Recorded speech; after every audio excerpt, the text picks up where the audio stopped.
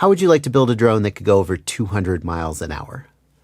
Yeah, well, we'd all like to build a drone that could go over 200 miles an hour, but it's not easy to make a drone go that freaking fast. You can't just buy a pile of parts, slap them together on a bench, and go 200 miles an hour. Or can you? This is the AOS-HS5, and it is a new drone design from Chris Rosser. The HS stands for high speed. And what he's done is designed a drone that can go 200 plus miles an hour out of the box, so that all you have to do is buy the parts, put them together just like you would any other drone, take it outside, peg the throttle, and you're going 200 miles an hour. At least that's what he says. And we're going to find out today because we're going to build one, and I'm going to take it outside, and I'm going to fly it. We're going to see if it goes 200 miles an hour. I'm Joshua Bardwell. You're going to learn something today. Yeah, that's a little... What the fuck? Oh, shit. Why? Why did it disarm? Please don't have broken. The whole thing exploded. The whole thing just exploded into a zillion pieces. That's it. I know that if you come to watch a video about building a 200 mile an hour quadcopter, then obviously you are expecting that by the end of the video, you will see the quadcopter go 200 miles an hour. I have to tell you straight up here at the beginning that that's not going to happen. This is a build video, and there's going to be a little bit of flight at the end, but it will not be flight of me going 200 miles an hour. It will be a flight of me learning something that I didn't know about Betaflight that resulted in this quadcopter crashing. And as you can see, it is, you can't crash a 3D printed shell and have it survive at all. So this is the part of the video where I would show you footage of someone going over 200 miles an hour with an AOS-HS5. But there's one problem there. It's not legal to go over 200 miles an hour in the United States without a waiver from the FAA, and they don't give out very many, if any, of the waivers. So there is no way I would show you the GPS data showing that this drone is going over 200 miles an hour, nor would I ever be able to even say where this footage came from or where it was taken. I would just say, isn't it interesting that there's some pretty footage being taken by some drone somewhere going some speed, and then I would get on with the video. This stuff right here is what you get when you buy the AOS-HS5 kit. It's some custom 3D printed parts, including a fairing, and in case you didn't know, aerodynamics is extremely important when you're trying to go over leads. I mean, it's important at any speed, but the faster you go, the more important it is, because drag increases as the cube of the frontal area. So the faster you go, the more drag there is, and aerodynamics is extremely important. You might be surprised to learn that the top speed records are not being set with 10S, 12S.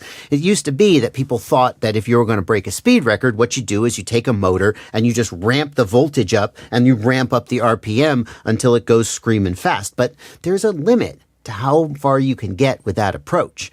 If you design the quadcopter right, if you have the right aerodynamics, you can actually go ridiculously fast on relatively sedate equipment.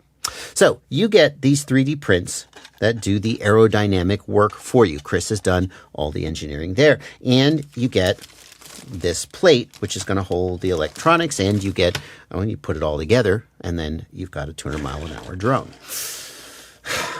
Got to get this out of the way here at the beginning.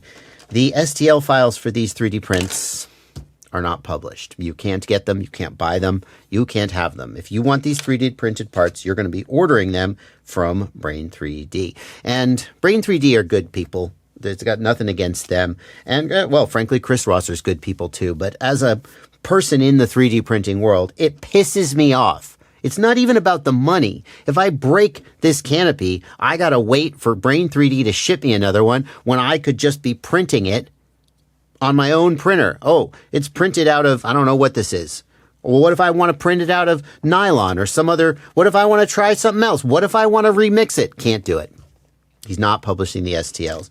That sucks. I hope he changes his mind. I know he's got to make his money. I don't blame him for that. And I just wish that we could think of a way. But let's face it, as soon as he publishes the STLs, nobody's going to freaking buy them. So I kind of see both sides of it. Just want to get that out of the way, though. Okay, so that's the frame and the canopy. What about the rest of the build? And the rest of the build is going to look pretty similar to any other quadcopter that you would have built, with a few little differences. The motors are T-Motor VELOX 2808 motors in 1950 kV. And you may be thinking 2808, that feels like a 7-inch or an 8-inch prop, but it's not. It's a 5-inch prop. We're going to be running these motors on 8S voltage to get you can build this on 6S if you don't feel like going to 8S, but I want the maximum speed possible. And in order to run these motors at these ridiculously high RPMs, we're going to need a bigger motor to help soak that heat and dissipate that heat with more surface area. So this is a 2808 motor running a 5-inch prop. What prop is it going to run? And this is another place where high-speed records require a lot of refinement, because you can slap a typical 5-inch gem fan or HQ prop on a quadcopter and you could run it at ridiculously high RPMs and you just won't get the kind of speed that you need. You really have to get a prop with the right pitch, the right stiffness, and so on. Here is the prop that Chris has decided is the best. The prop is the HQ 5.3 by 8 thin electric prop. And if you are used to typical freestyle and racing props, the pitch on this prop is really going to take you by surprise. Typically, the pitch on the props that we use for freestyle and racing is in the 3 to 5 range.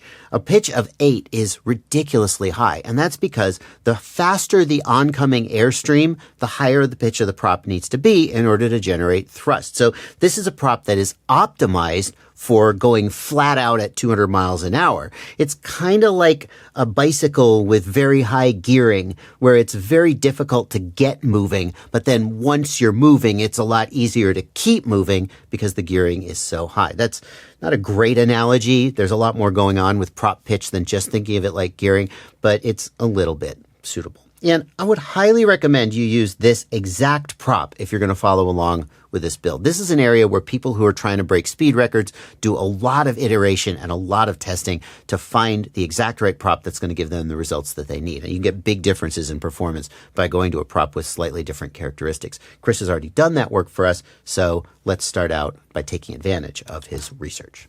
As I said before, we are going to be using an 8-cell battery to get the maximum speed out of these motors, and this exact GNB 1100 milliamp hour battery is just about the biggest battery that will fit inside this canopy. The battery is actually going to go down in there, and you can see we've got a little room to spare, but obviously we can't just make batteries of arbitrary dimensions. This is really the battery that you're going to want to go with if you're going with an 8S. The actual dimensions of the battery bay are 90 millimeters tall by 40 by 55 millimeters square. So if you're shopping for a battery and you're not sure if it's going to fit, compare it to those dimensions, and if it's any bigger, you probably can't use it. Every time I talk about 8S batteries, people ask, what charger do I use to charge the 8S batteries? This isn't really specific to this build, but I know you're going to ask. So the charger that I use is the ISDT Air 8. This is, well, until very recently, this was the most economical charger that you could get that would charge 8S batteries. There's actually a new one out, I think from HOTA, and I've seen people mention it, but I haven't tested it. If I can find a link to it, I'll put it in the links in the video. We're going to have links to all these parts in the video description below. So if you're going to follow along and buy this stuff, go down to the video description and check out those links. If I can find that other HOTA charger, I think it's a little cheaper and is being held up as another alternative for 8S charging. So that's the motors and the battery. Now we come to the ESC. And I got to tell you, for this build, you do not want to cheap out on the ESC. You probably could get away with using a good, inexpensive ESC, but I don't want to take any chances. We're going to be thrashing the shit out of this ESC. And especially if we go 8S, we're really going to be thrashing it. So I've gone with the Foxeer Reaper F4 ESC. Here are the specs for this ESC for those who wonder. 65 amp rated, 4-in-1 BL-Heli ESC. And honestly, this is one of the most bulletproof ESCs on the market. And I think if anything can take the kind of abuse we're going to give it, fingers crossed, this will do it.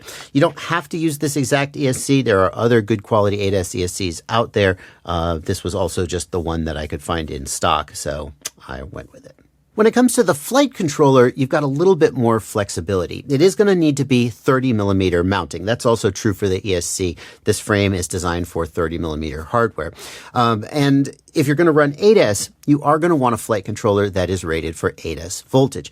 You could get a 6S rated flight controller and run it off a voltage regulator, but that's kind of a pain in the ass. I've done that before. The voltage regulator itself is like a $25 part. It adds weight, it adds complexity, and frankly, it's so much easier just to get a flight controller that can take 8S natively, and then everything just goes together like normal.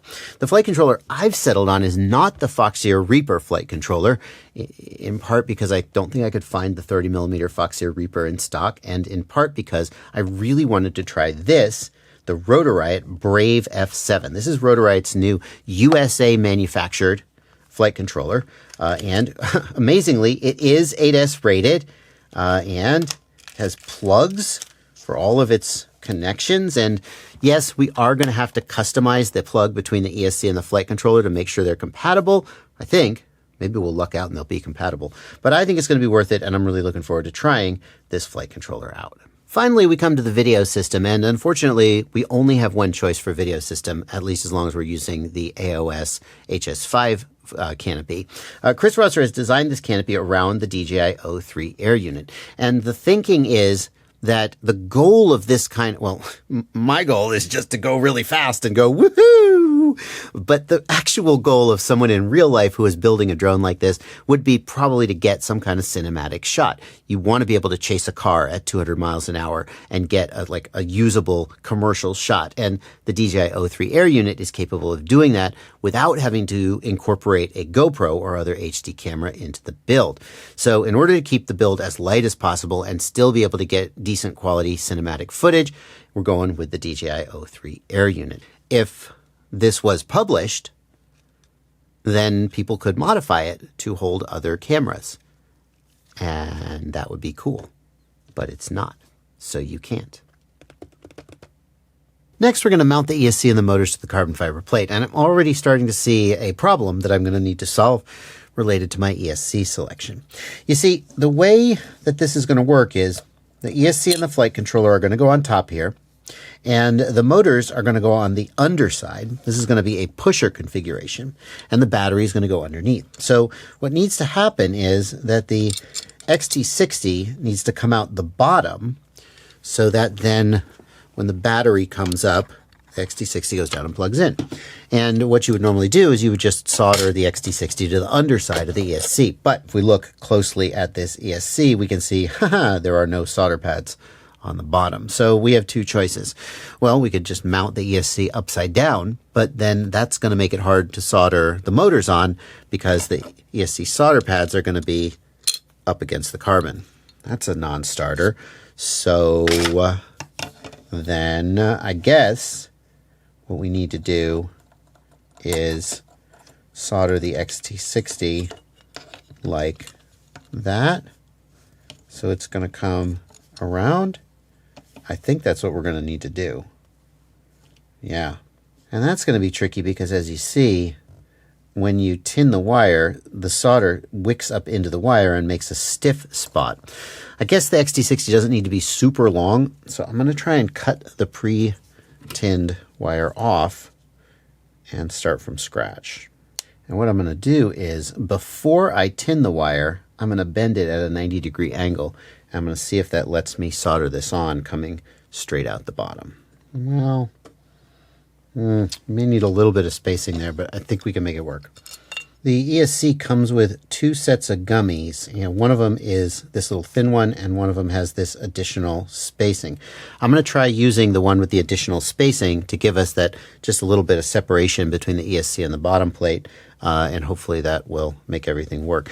I can get away with that. Like normally maybe one of those would be for the ESC and one would be for the flight controller, but the Rotor flight controller also comes with its own set of gummies, and so I can use them as spares. You can find the front of the frame by looking for this M3 hole in the center, and there's two here in the rear. The ESC has a forward-facing arrow here, so this XT60 is going to go in the rear.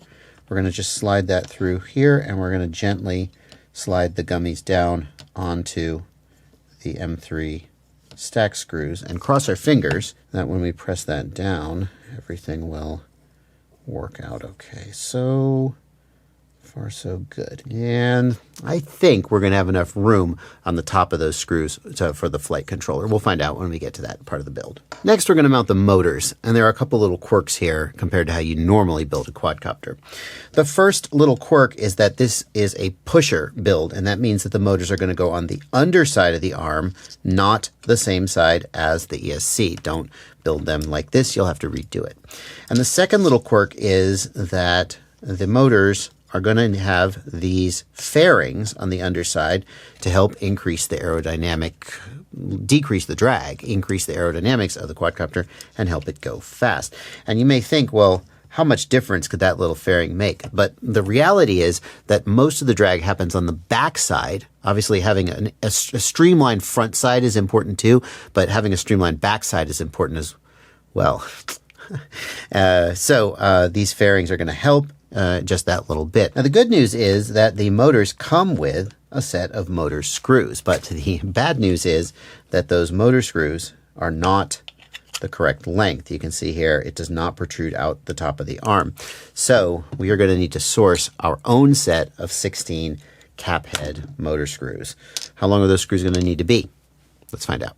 These screws that come with the motors appear to be 8 millimeters in length. I'm going to guess we need another 2 millimeters, so I'm going to try 10s. Ugh, dang it. I've clearly had this problem before. Those are my 10s. I'm out of 10s. I've used up all my 10s. Can I use 12s? I don't even think I have 16 12s. I might. 12s are going to be too long. Dang it. Oh, maybe not. Maybe not. Maybe 12 is going to work. Well, it's impossible for me to get this on camera, but 12 appears to be the exact perfect length. So you're going to need 16 12 millimeter M3 cap head screws. Now you can see that the screw is going to go down inside here. It's going to come up through, and then it's going to tighten down against the plastic of the fairing. So as you can imagine, if you were to just crank this screw down infinitely tight, you would just rip through the plastic and you would destroy everything. So don't do that. But the other concern you might have is that how am I going to make sure that my screws are tight enough that they don't back out? And anytime I'm using any kind of motor mount or fairing, any kind of 3D printed accessory where I don't have metal on metal and I can crank it to the proper torque, I'm always going to use Loctite. A little bit of blue Loctite on these is going to help make sure they don't loosen up. Very important. Some people would say it's always important, but those people are weirdos. The other problem we need to solve is that we need to get the motor wires over to the underside of the arm, or the top of the arm, the motor's on the underside. We need to get the motor wires over to the other side of the arm so that they can get to the ESC. And we don't want a situation like this. Number one, it's ugly. Number two, it's a durability issue, and it's an aerodynamic issue too. So what we're going to do is we're going to just hand press the motor up against the arm, and then we're going to bend this down. I know this feels like you're breaking the motor, but you're not. You're going to bend this down so it fits into this notch here. And the wires are just going to come out of the motor at a 90-degree angle, like so. That's what we want. Motor goes here, screws get Loctite, and we're just going to start with the one outermost screw, I think. Fairing goes on the arm loosely. Screw, we're going to just start the screw. We got to get everything sorted out here. Getting this mounted seems like it's going to be a pain in the butt. What I have to do is I have to get the motor in place, bend these wires down, and then the fairing has to go over the wires so they stay on the inside like that. And then these wires are going to come out under here, although I'm not too worried about that right now. I'm just going to kind of gently squeeze everything together like so, and that's fine. But now I have to get that screw started in the motor. Hopefully it's all lined up correctly, right? I don't know.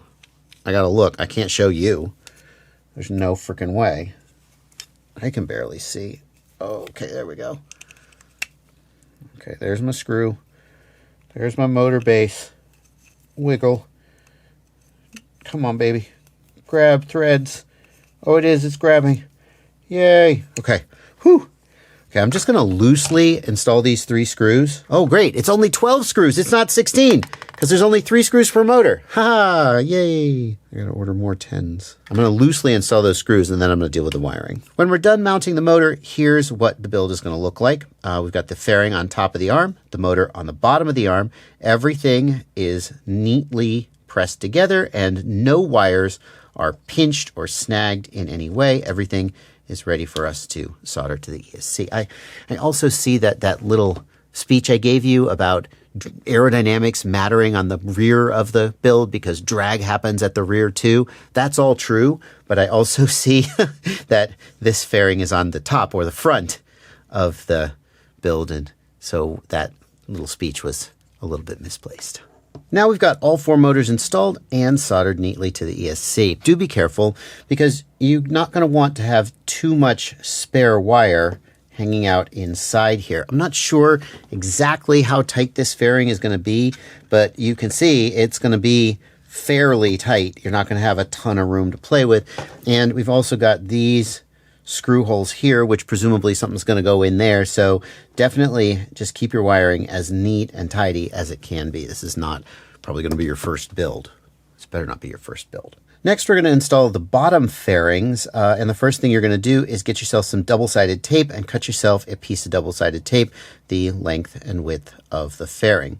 And then you're going to notice that one end of the fairing is slightly wider and one end of the fairing is slightly narrower. I'm not sure if you can see it very well on camera. This is the wider end and this is the narrower end, and the narrower end is going to go toward the motor and the wider end is going to go toward the center. You're going to want to place the bottom fairing such that it is about 1 to 2 millimeters away from the motor. You need enough clearance that the motor isn't going to rub, but you want it to be fairly close. And maybe you could even take this top part and just kind of slide it down to see how that's going to fit. Oh, it's going to go on the other side. Fine. Yeah. Okay, so there shouldn't be any interference there. I wonder what that 1 to 2, why wouldn't you put it here? I guess you want good aerodynamics, and good aerodynamics means that everything is, sort of tight and neat. We'll just go ahead and stick that down, make sure it is smooth and flush, and we're good to go. Finally, we're going to get some electrical tape, and we're just going to wrap that to hold everything together. I'm tempted to use a zip tie, but it seems like a zip tie would be aerodynamically worse because it would stick out, and how much does that matter? Well, I don't know. At 200 miles an hour, it might matter a lot. When we're done, the result will look like this, and I'm going to do 3 more off camera. Now we're going to begin to prep the flight controller for installation in the quadcopter. And one of the characteristics of the Rotor Riot Brave flight controller that makes it really suitable for this build is that it has plugs for all of its connectors. Some flight controllers, you're going to have to solder everything, and some flight controllers have plugs for a few things, but not for everything. Chris Rosser strongly recommends that you plug all your peripherals, even if you normally would direct solder, because getting everything sort of jammed in here, if it's all soldered together, is going to be a little bit of a pain in the butt. I'm going to take his word for it that he wouldn't make that recommendation if it wasn't really in everybody's best interest. So I've got the plugs for the Rotor Riot Brave flight controller. They come with it in the box, and I've just kind of used common sense and trial and error to figure out where each one goes. We've got the ESC plug here. We have a plug for the GPS here. We've got a plug for the receiver here, and it comes naked. We're probably going to direct solder that to the receiver because, well, I don't know a receiver with a plug. And here is the plug for the DJI Air unit. Fantastic. The first thing we're going to need to do is modify the ESC wiring harness, because you can see here's the pinout for the Rotor Riot flight controller. And you can see the pinout goes VBAT ground, current sense, telemetry, and then 1, 2, 3, 4. But if we look at the ESC, you can see that the pinout goes ground VBAT 1, 2, 3, 4, and then current and telemetry. So if I were to plug this in, notice that ground and VBAT are swapped. So we would just instantly fry the flight controller, and the telemetry and the motor signals are not in the right place. We're going to need to repin this. Have you done this before? Here's how. It's not pleasant. What you have to do is very, very carefully lift this retaining tab right here. A very, very fine pointed tweezer or an X-Acto blade, a very small hobby knife or something like that is the right tool to use. You don't want to damage this housing, although having some spare SH 1.0 housings around might be a good idea if you do this very often. So I'm just going to very carefully try to get underneath here. A little hard to do on camera, I apologize. See how I'm pushing it to the side? Try not to do that. I'm at risk of breaking something. There we go, got underneath it, lifted it up, and then this pin should, oh nope, it's grabbed again. Dang it. And this should slide right, there we go. It should slide right out. And then the next thing I like to do after I've done that is just very, very carefully press that back down into place so that when I slide, don't press it too hard or it'll break, but just try and get that back where it goes so that when we put the next pin back in, it'll slide in correctly. And basically, just one by one, I'm going to pull these out and slide them back in until I have this the right way around. The other thing I want to show you is that you can put these in upside down. Do you see the sort of shape of it right now? The way that it is now is the way that it goes into the housing. If you put it in upside down, it will kind of not want to go in, and then it won't work right. You got to put it in exactly like you see here with this little tab facing down, and there's a little barb on top that faces up, and it goes in just like that. Again, a little hard to do on camera, but I will try. So it goes in just like that. It has to go in like that. And if I just push that the rest of the way in, you should hear a little click, and if you tug on it, it should not be able to be pulled out. And you should see, you see right here, there's that little barb. You can just see it right there. And if you pull on it, you can see it engaging with the retaining tab. That is correctly inserted. If it won't fully insert, you just gotta make that happen. So right here, I've inserted this one, and it's not grabbing. See, I can just pull it right back out again. And I'm going to guess that the reason for that is I have to push this tab down a little bit to get it back into position where it will grab. So if I push that down a little, there we go. Now is it going to engage? It hasn't fully inserted yet. It doesn't want to fully insert.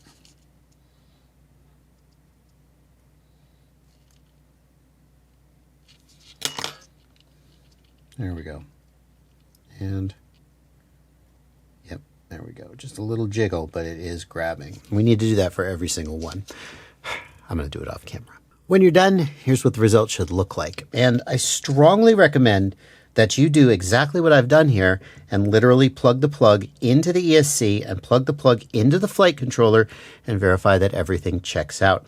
Now on the flight controller side, we don't have any labels. We could get that document that I showed you on my phone, but we know the flight controller side is correct because it came from Rotor Riot and we plugged it in and we didn't change anything. Although it has happened that the wrong wiring comes from the factory, or maybe you grabbed the wrong plug by accident, so it would be good to just cross-check that against the documentation. VBAT, ground, current, telemetry, 1, 2, 3, 4. And then on the ESC side, we're going to do the same thing. And again, plug it in to the ESC, because you can accidentally build the plug upside down, but then when you plug it in, it's the wrong way around. You make all kinds of mistakes, and I've seen them all. And you're thinking I'm being over careful, overzealous here, but I'm not, trust me. Ground, yes, ground. VBAT, black, red, 1, 2, 3, 4. Everything checks out. This is what it should look like. Next, we're going to do the GPS, and you'll notice that the GPS plug has 6 positions, but only 4 wires.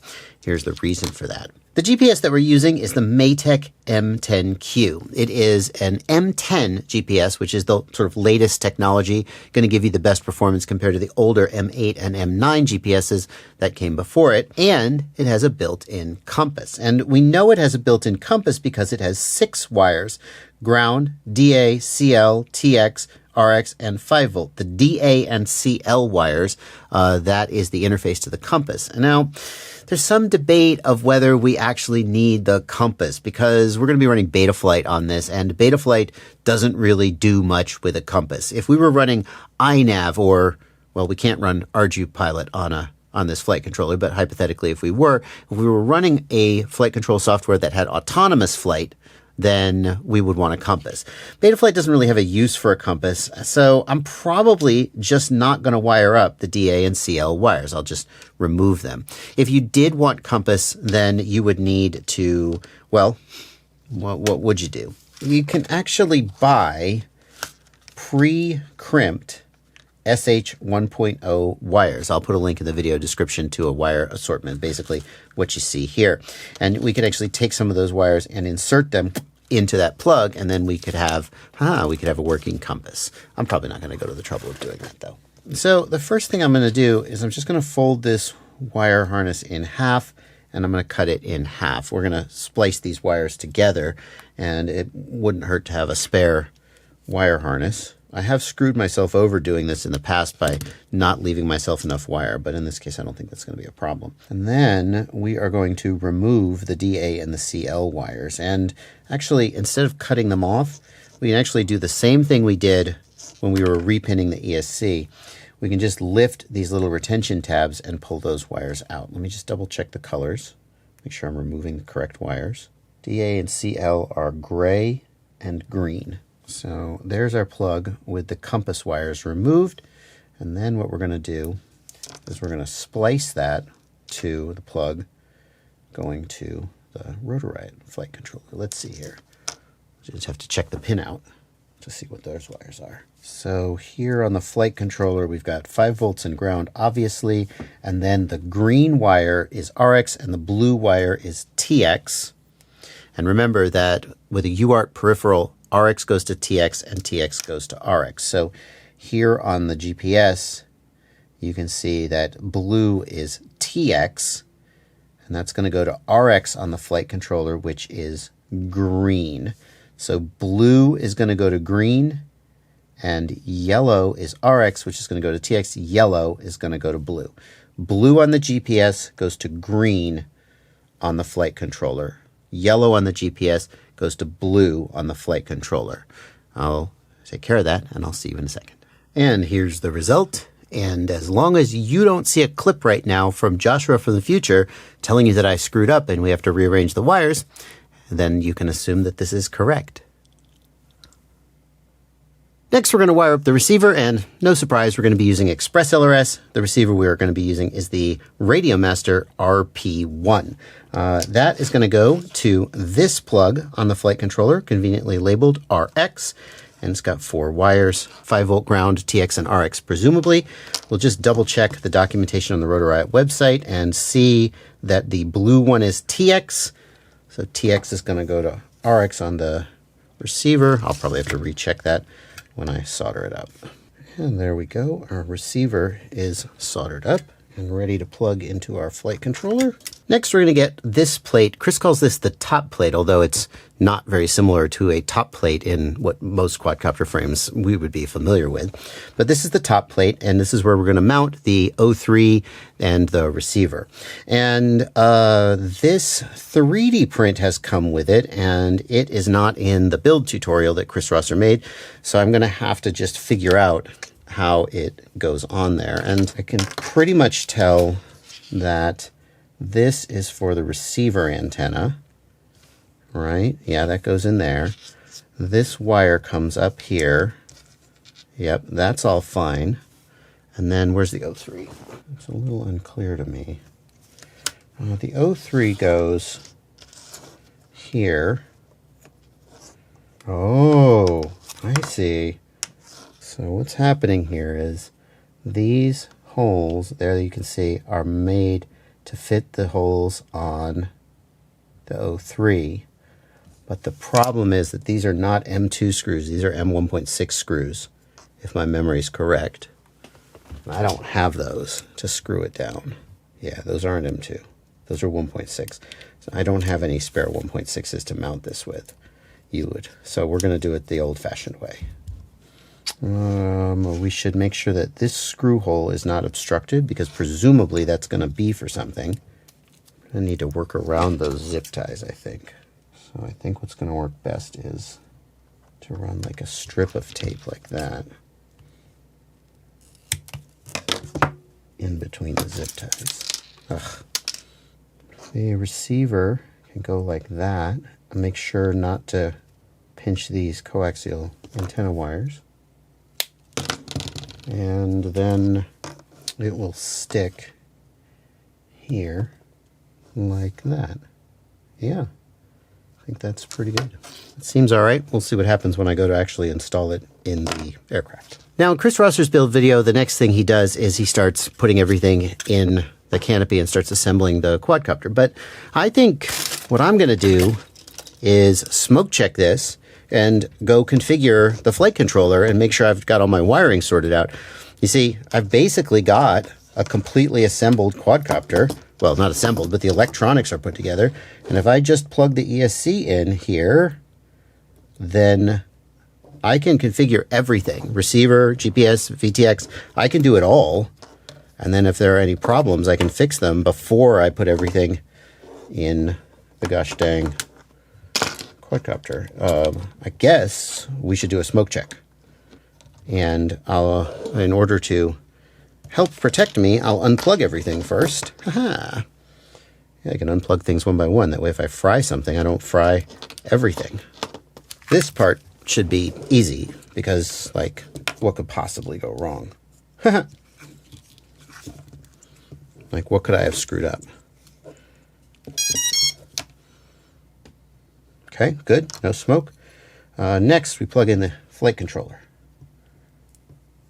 No smoke. Good. Next, we plug in GPS. No smoke. Next, we'll plug in the receiver. Shouldn't be any smoke on that one. Receiver's blinking. Good. And the digital VTX.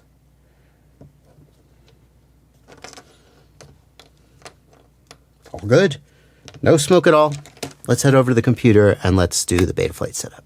Before we continue with the video, I'd like to remind you that the single best way for you to help make sure that I am able to continue making content like this, which hopefully you value, is to join my Patreon. Patreon is a website where you subscribe to me for as little as $2 a month. That's the minimum amount, just $2 a month. Someone's vacuuming. But join my Patreon, get access to my Discord server, and just feel good about supporting the work that I do here. If you watch my content regularly, then hopefully eventually you'll come to a point where you go, this guy's earned my support. If today is that day, join my Patreon at any level, at any dollar value that you pick. $2, pick $5, pick $10, pick whatever amount you think is fair for the amount of value you get out of my content. There's a link down below where you can click through. And if today's not the day, if you're like, I just want to watch the video, you've probably already skipped ahead. But yeah, keep watching the content. I'll keep making the content, and I hope that day comes. There are going to be some parts of this configuration that I'm not going to show you because I assume that if you're building a quadcopter like this, this is not your first build. I'm going to focus just on things that are sort of unique to this build and this hardware. So for example, I've updated the firmware on the air unit. I've activated it. I've bound it. I'm not going to show you all that stuff. Let's connect to the flight controller and just check. And it does seem they're shipping it on Betaflight 451, so that's the latest at the time that we're making this video. Good on them for not shipping it with some older version. We don't need to flash it. And frankly, even if it's the future and 452 is out, you may not need to flash it. A lot of times it's better to just run what you know works, but that's a decision you can make for yourself. We're going to stick with 451. We are going to now set up the receiver, and in order to do that, we're going to go to the ports tab. Receiver is on UART 1. We'll enable that. And as long as we're here, GPS is on UART 3. So we'll go ahead and enable GPS for UART 3. And we'll do the video transmitter a little bit later. Let's see. Well, let's see. GPS. Sure, why not? Do we need to... Oh, GPS is red. That means we're talking to the GPS, but we don't have a GPS lock. That's good. That's good. Just magically worked. Love it. Guess my wiring is correct. Receiver. Receiver, well, I haven't bound the receiver, but the default configuration is correct. Telemetry is enabled. I'm going to need to flash and bind my Express Alerts receiver, and I'm not going to show you that because, again, I assume if you're building a quadcopter this capable and advanced, you already know how to do that. I'll put a link in the video description to my How to Bind Express LRS video if somehow you are building this quadcopter and don't know how to do that. Okay, my receiver is flashed and bound. It did take a while for the receiver to actually sync up. There's actually a trick for how you can get your Express LRS receivers to sync up more quickly when they first power up. I've made a video about it. I'm not going to tell you about it now. Links in the video description below. If you run Express LRS, you should know this trick. I don't think we should need to turtle mode this. If we have to turtle mode this thing, it's bad. But I can't not put turtle mode on one of my birds. Receiver, GPS, video transmitter. So we're going to go to presets, and as long as we're here, we may as well load some other things. My F533 racing rates. Okay. Express LRS 250 hertz. Yes. With, let's not have an ultra sharp. Let's do cinematic so we have smooth movement. OSD for DJI O3. Okay. Yes, correct. The UART number is going to be 4, UART 4. And that is it, I believe. While I'm in the presets tab, I'm also going to search for the AOS-HS5 tune. Chris Rosser has a PID tune. Here we go. AOS-HS5 200 mile per hour tune by Chris Rosser. We're going to apply that tune. Let's see. I've already done ELRS 250 hertz. That's fine. Battery sag compensation. Recommended. Okay, fine. No stick deadband. Okay, fine. Armored ending. I already did that. And I'm not going to touch my motor direction. I already did that.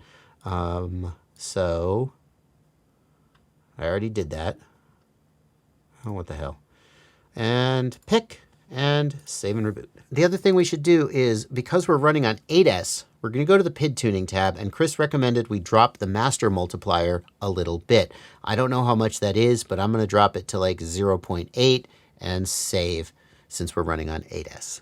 And then for the OSD, rather than set up from scratch, I'm going to go to this paste bin that I have where I have a saved config dump for my OSD settings. I think this is going to have some bugs because it's from an older version of Betaflight. Let's find out.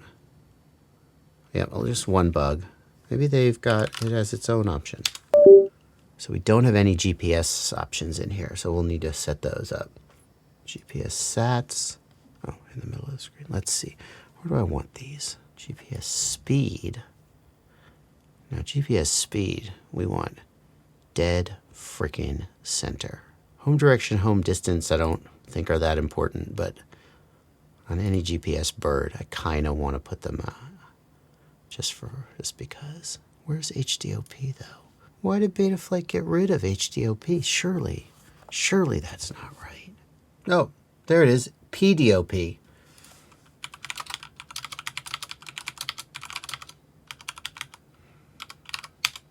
All right, I don't care. That's what I wanted. Now we're going to set up the motors, and there's something you need to know about setting up the motors on a pusher quadcopter. And that is that when we set the motor direction and the motor position, we need to have the motors in the orientation that they'll be in when the quad is going to fly. So your natural inclination might be to set the quadcopter like this and do everything like you normally would on a standard motor configuration. That would be incorrect. What we're going to do is we're going to set the quadcopter like this, and we're going to do it this way. So I'm going to go ahead and plug in. And I guess I'm going to need to lift this up slightly so they're not buzzing on the table. And we're going to do the, let's see, D-Shot 600, yes. Bidirectional D-Shot we definitely want. Save and reboot. Next, we're going to check the motor position. So I'm going to hit the Reorder Motors wizard. I understand the risks, and start. And holding it in the in-flight orientation, we should see the back right motor is spinning, and I'll click on that. Do you see that if I had it flipped the normal way, that would be the back left motor and everything would be wrong? Front right, back left, and front left. Okay, great. That's all done. Now we'll do motor direction. And once again, I'm going to go to the Motors tab. We'll do motor direction. I understand the risks. We'll do the wizard, start spin motors. Once again, we need to do it facing this direction. So I'm going to use this little brush to help you see which direction the motors are going. Motor number 1 should be going counterclockwise. And it is. Do you see that if this was flipped over, it would be spinning clockwise and everything would be wrong? Except it wouldn't be the back left motor. Yeah, anyway.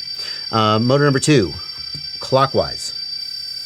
Correct. Oh, we're 2 for 2. Ooh. Motor number 3,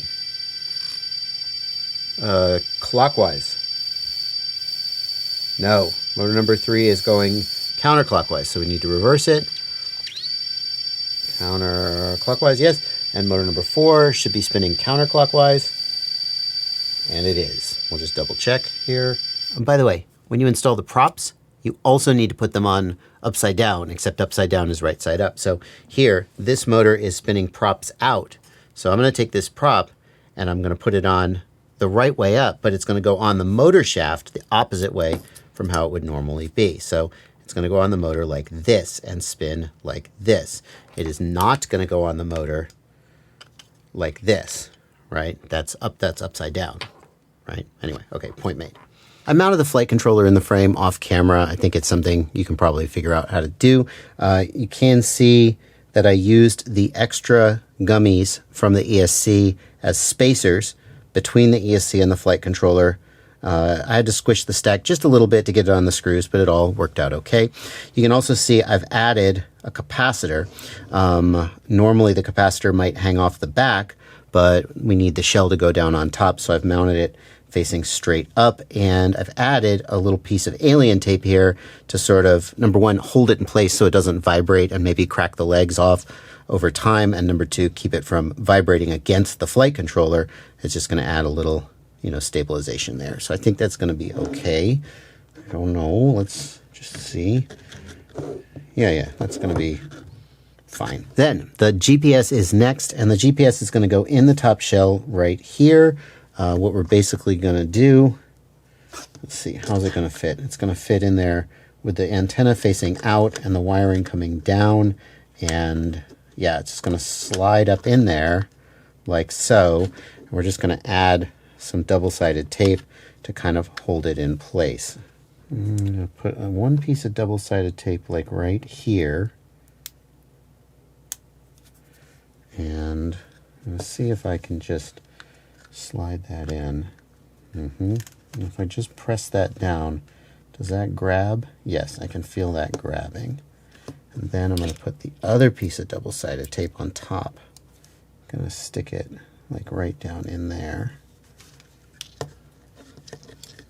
Yeah, so it's a little hard for you to see, but I'm just kind of jamming it down in there in the crack between the GPS unit and the canopy so that it is holding the GPS in place without actually obstructing the antenna. That seems good. Camera should be really easy to mount. What we're going to try to do is avoid mounting it upside down by accident. When this is flying, the camera's going to be looking down this way. Yes. Yes. So here's our DJI logo. That's up. It's going to go in. You can use the factory screws, right, Chris? No? Factory screws are too short. Chris, why? Lame. What's the correct length then? Oh. What about this one? 6 looks perfect. So you're going to need 4 M2x6 to mount the camera. And by God, the frame should come with that. Because, like, everyone's going to need it, right? Everyone's going to need that part. No, the 6s are too fucking long just by a smidge. What does it need to be at? Oh, the 4s don't work. Okay. So I have M2 washers. So I'm going to put 2 washers, and that should take like a 0.5 millimeter. All right. The camera is mounted, and you can also see I have it pushed to maximum up tilt so that I can go as fast as possible. Next, we're going to mount the top plate in the canopy, and I want you to see there are 1, 2, 3 sort of mounting bosses there. This is going to go in, and it's going to go in facing this way. Oh, phooey. It's not going to fit. Oh, flippity gibbet. So that has to go all the way down if it's going to fit. The antenna has to go all the way down. Let's see if I can run 2 more zip ties through here. Well, here's how I guess we're going to do it. Again, since I didn't use the 3D print. All right, let's do another test fit. That looks like it's going to work. Do notice that I'm pinching these wires here. Be really careful as you're installing this not to pinch any of the wires.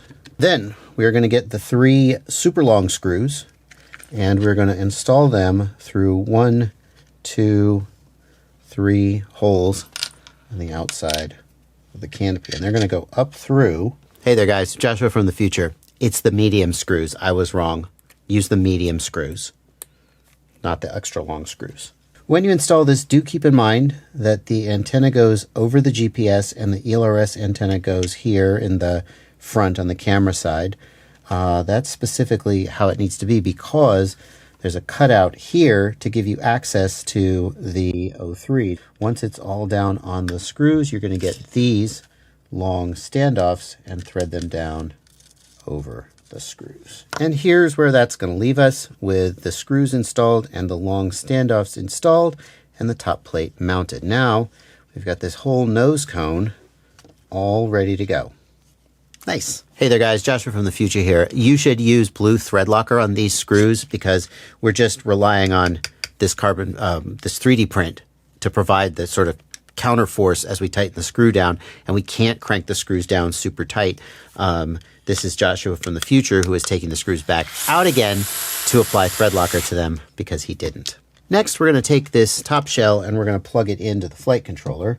And this is the part where we're going to be super glad that we used plugs and not direct soldering, because can you imagine what a pain that all would have been? Why? Oh no, the capacitor! No, no, the capacitor won't fit! Flippity gibbet! Oh no! I have to redo the capacitor! Oh my god. I'll be back another time and I'll show you what I've done. I gotta take a break. I'm driving myself crazy. I gotta get some dinner or something. Whew. Hi, I'm back. I've taken a little breather, had a little snack. I have installed a capacitor.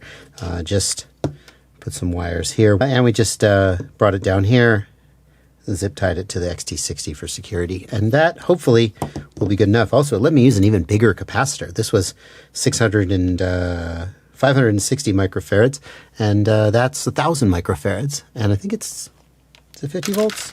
No, I think it's 35 volts. Yeah, 1,000 microfarads, 35 volts. Still, more microfarads, that's good. And the front is here. There's the little M3 hole, if you weren't sure. And the front is the camera, obviously, so that's going to drop down on there. Oh, I see why the ends of the arms are a little flared.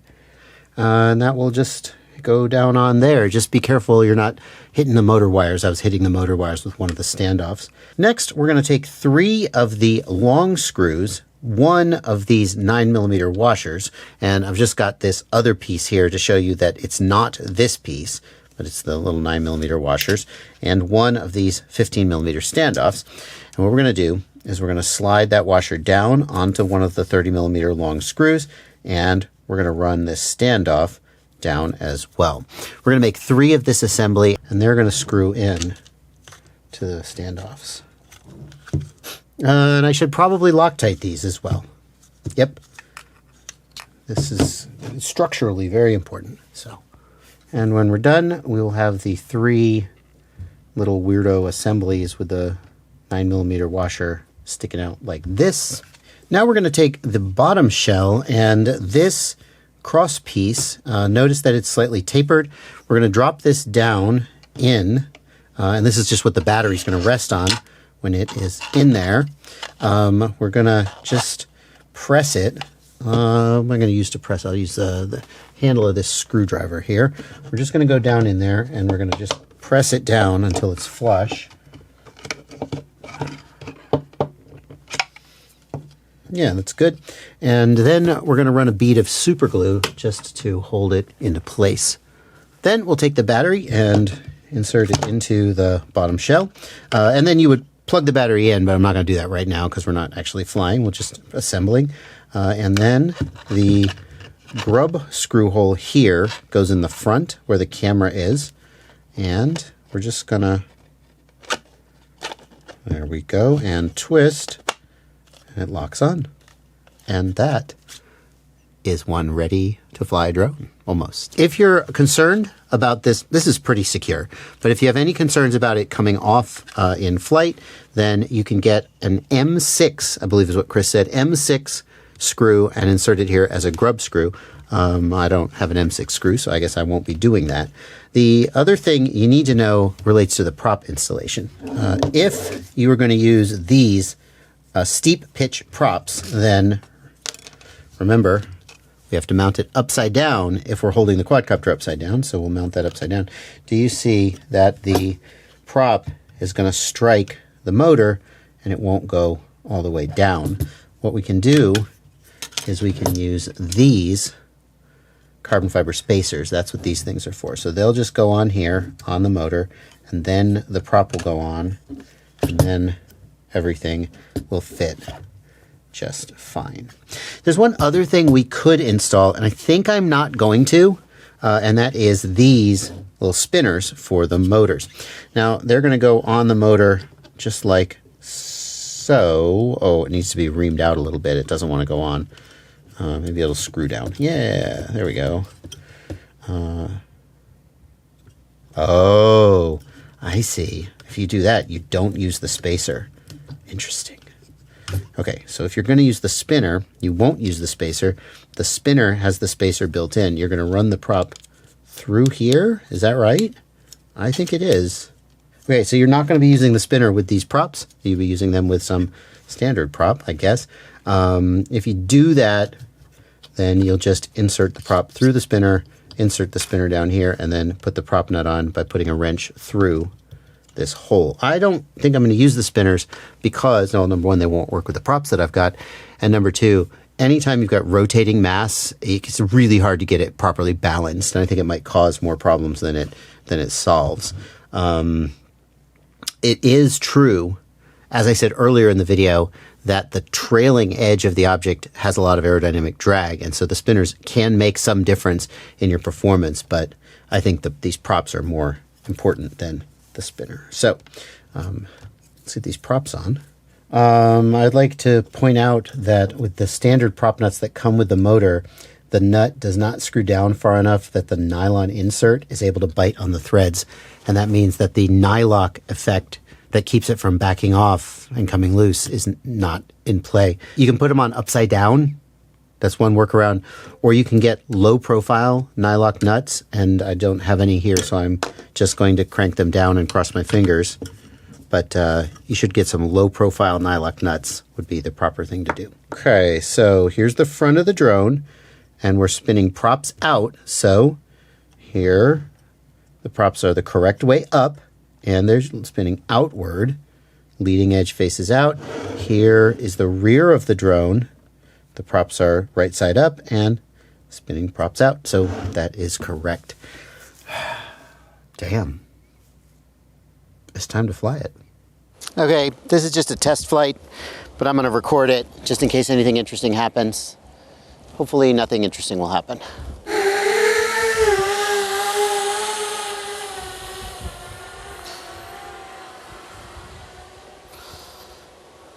Okay, we got about 45 degrees of up tilt on this. It's not at max up tilt yet, and we are not going to be doing any speed runs. We're just going to see how it flies. And we're also going to check out failsafe. Hold on.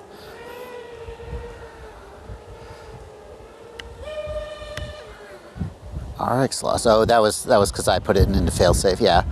Okay, that failsafe throttle is maybe a little high.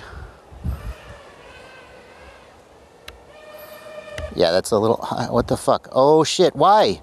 Why did it disarm? Why did it disarm? I did not hit the disarm switch. I just put it into stage 1 failsafe using the aux mode. Well, I'm disappointed that I'm not able to show you a video of this quadcopter going 200 miles an hour. But in a way, I think there's a silver lining, because actually there's some work I have to do to legally be able to go over 100 miles an hour in the United States. There's actually a restriction on that. And I'm hoping to work on a video where I go through the process of getting a waiver from the FAA to allow me to legally go over 100 miles an hour. And I'll make a video to show you guys how I went through that process, as well as just showing you, I'm not just going to take this thing out and peg the throttle and maybe go 200 miles an hour, or maybe blow up the ESC and fall out of the sky. I'm going to work up to it. I'm going to do some testing, get it all set up. Unfortunately, it's going to have to be a topic for another video, because currently I do not have a flyable drone. So if you're interested in picking this up, there's links in the video description below to all of the parts that I used. Like Chris Rosser, he doesn't have a build. He has like a build instruction, but there's like no affiliate links to the parts. Oh, they're affiliate links. He could be making money. I could be making money. Go down there, click those links, and then I get a little commission when you buy those things. I think these are really good parts. Hopefully they've survived the crash, and hopefully you'll use them and you'll build one and you'll go 200 miles an hour. Although if you do it safely and do it legally. Or don't put what you do on internet. That's between you and your conscience and your lawyer and the FAA. When that video releases, I'll put it on a card on screen and a link in the video description below. But given how long the FAA's waiver process usually is, I can't tell you how long that will be. In the meantime, I'm going to put a link to a quadcopter that I built that goes allegedly 160 miles an hour. And this one doesn't have any fancy fairing. It just looks like a normal freestyle drone. But when you hit the throttle, it allegedly goes 160 miles an hour. I say allegedly because I didn't have a waiver for that one. And so I would be violating the rules if I exceeded 100 miles an hour. But you can actually see that one fly. And I'll put a card on screen to that one as well. And you can watch that right now. See you there.